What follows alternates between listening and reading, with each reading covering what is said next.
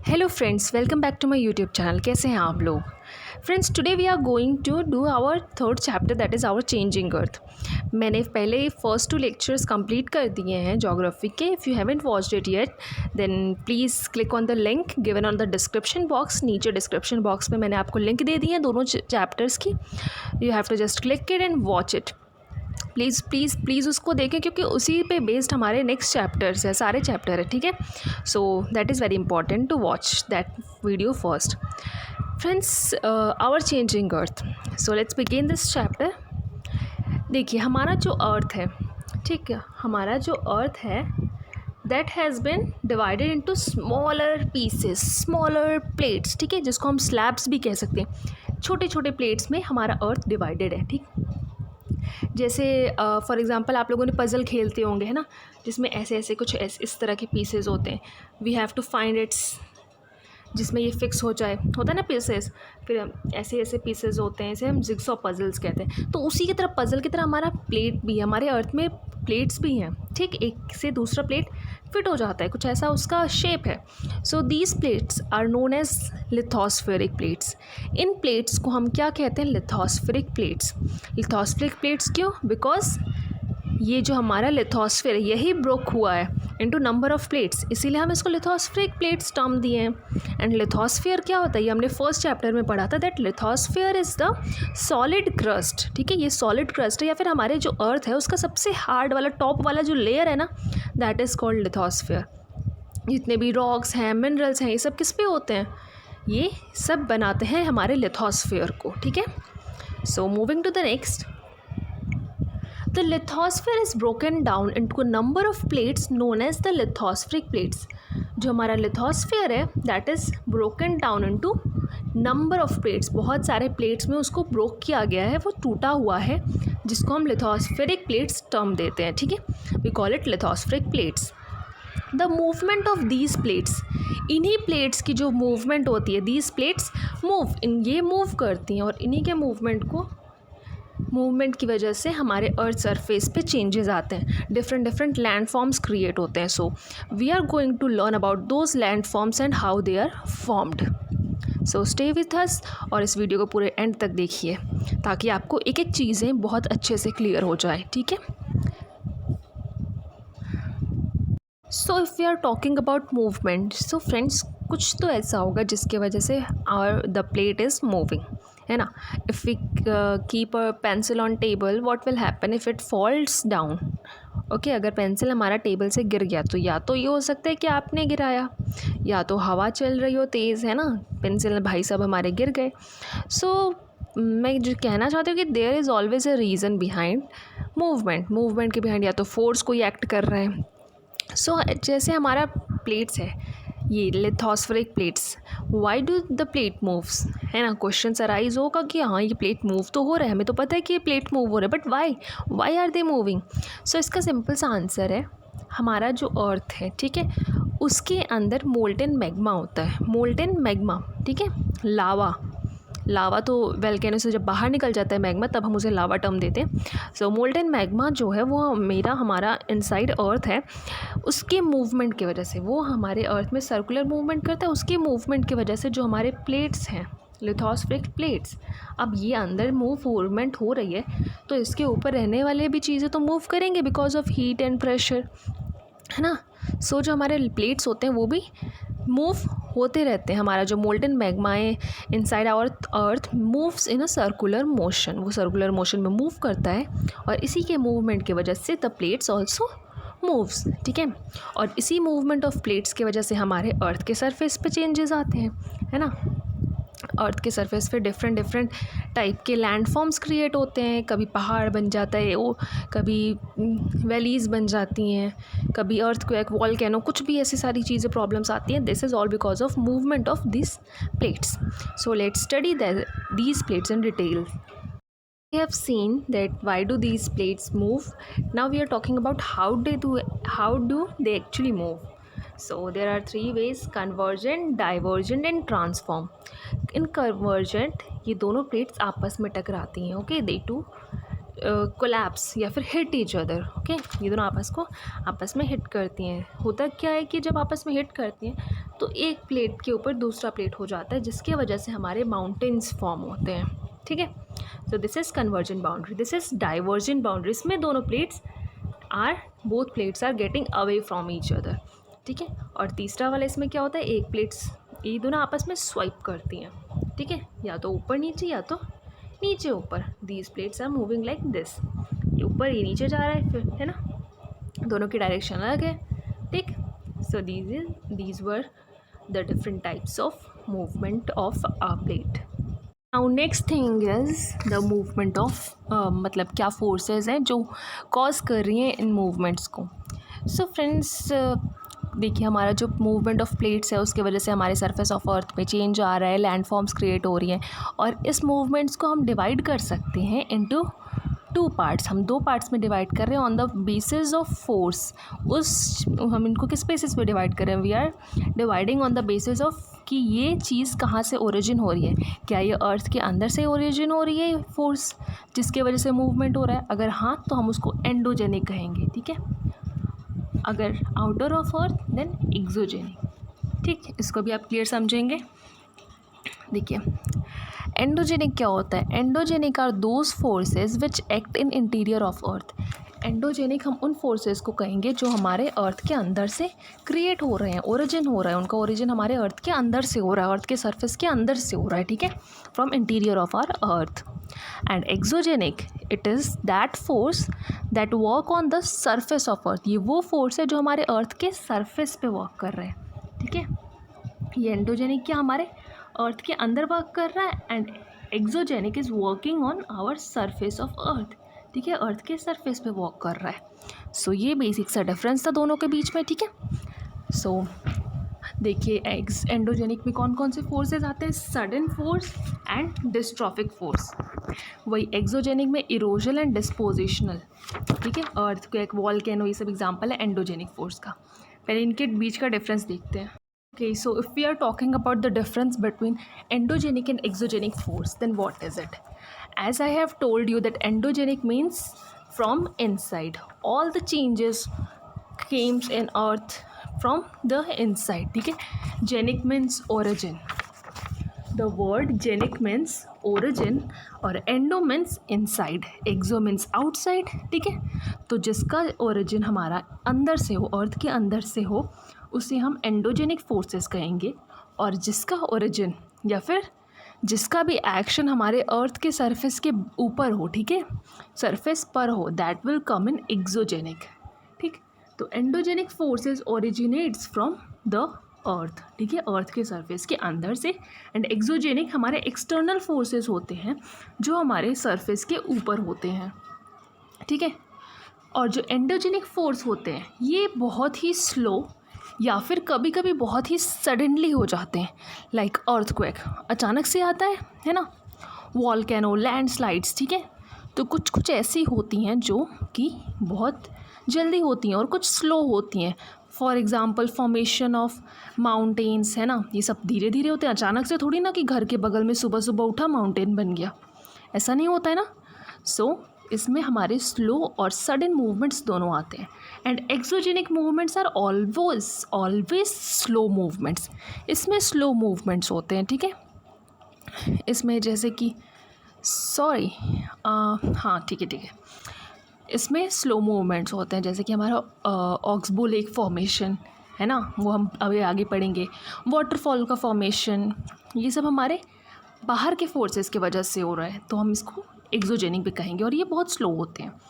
अब next difference है कि हमारा जो एंडोजेनिक फोर्स है produces after effect and that are visible only after it causes damage. जो हमारे एंडोजेनिक फोर्सेस हैं वो हमें तभी दिखते हैं कि जब हमारा डैमेज हो चुका हो। सही बात है, अर्थक्वेक हो जाते तब हमें पता चलता है नहीं कि हाँ अर्थक्वेक आया था। ऐसा थोड़ी ना होता कि हमें 1 घंटे पहले पता है, हम बैठ के वेट कर रहे हैं अर्थक्वेक आएगा। नो, अर्थक्वेक हमारा अचानक से आता है। ठीक, और हमें डिस्ट्रक्शन होने के बाद हमें पता चलता है कि हाँ आया था earthquake. Volcano are the same, है ना। सो और नेक्स्ट अगर हम दूसरे तरफ देखें हमारे एक्सोजेनिक फोर्स में, तो ये हमें विजिबल रहते हैं कम से कम 1000, ठीक है, 1000 और मिलियंस ईयर ऑफ हमें पता चल जाता है कि ये सारे चेंजेस होंगे, ठीक है, तो इनके चेंजेस विजिबल होते हैं, ठीक। So these were some basic differences in both of these. Moving to the next हमें पढ़ना है about volcanoes. Next important thing is volcano. अब हम लोगों ने पढ़ा था वोल्केनो इससे प्रीवियस चैप्टर में, ठीक है। मैं ऊपर आई बटन पर आपको दिख रहा होगा, उस लिंक को क्लिक करके आप देख सकते हो, उस चैप्टर में मैंने वोल्केनो समझाया था। सो वोल्केनो क्या होता है कि हमारे अर्थ के अंदर जो मोल्टन मैग्मा होता है, sometimes it erupts through earth crust से क्या करता है, बाहर निकलने की कोशिश करता है, ठीक है। तो जब वो बाहर निकलने की कोशिश करता है तो कुछ ऐसा स्ट्रक्चर वो अर्थ पे फॉर्म करता है and the molten magma erupts outside, erupt करता है, इसी को हम वोल्केनो कहते हैं, ठीक है। अ वोल्केनो इज़ अ वेंट और opening in the earth surface, earth crust में एक ओपनिंग है, ठीक है, हमारी जो अर्थ क्रस्ट है उससे हमारे अर्थ का मोल्टन मैग्मा इरप्ट होता है अचानक से, इट इरप्ट सडनली, बाहर आता है, ठीक। तो वही जो हमारा ओपनिंग है अर्थ क्रस्ट से, जिससे मोल्टन मैग्मा बाहर निकल रहा है, ये देख रहे हैं मोल्टन मैग्मा बाहर निकल रहा है, ये देखिए बॉम्बार्डिंग हो रही है, ठीक है। सो बॉम्बार्डिंग नहीं है, वोल्केनो एक्चुअली इतना भयंकर होता ही है, ठीक, जहाँ होता है वो एरिया एकदम क्या बोलते हैं बर्बाद हो जाता है। सो जो होता क्या है, the molten rock stored in the magma chamber, ये जो है हमारा, this is called magma chamber, इसमें हमारे मैग्मा मोल्टन रॉक स्टोर होते हैं एंड इट राइजेज, ये ऊपर उठता है धीरे धीरे थ्रू द क्रेटर, ठीक है, इसे हम क्रेटर कहते हैं, ठीक, उससे वो धीरे धीरे ऊपर उठता है, ठीक, उसकी क्रेटर पाइप की तरह, ठीक। It travels up to main vent हम कहते हैं ओपनिंग को, ठीक है, ये देख रहे हैं ओपनिंग है, तो ये मेन ओपनिंग है, ठीक। तो यहाँ तक वो क्या करता है, ट्रैवल करता है, ठीक है, यहाँ तक वो राइज़ हुआ एंड देन होता क्या है कि इसमें इतनी गर्मी होती है, इतना हीट होता है कि जो गैसेस होती हैं वो एक्सपैंड होने शुरू हो जाती हैं, इतना है कि जो वाटर है वो स्टीम बन जाता है। सो क्रिएटिंग दिस मच प्रेशर, इतना प्रेशर क्रिएट होता है जिसके वजह से ये अचानक से इरप्ट होता है, ठीक है।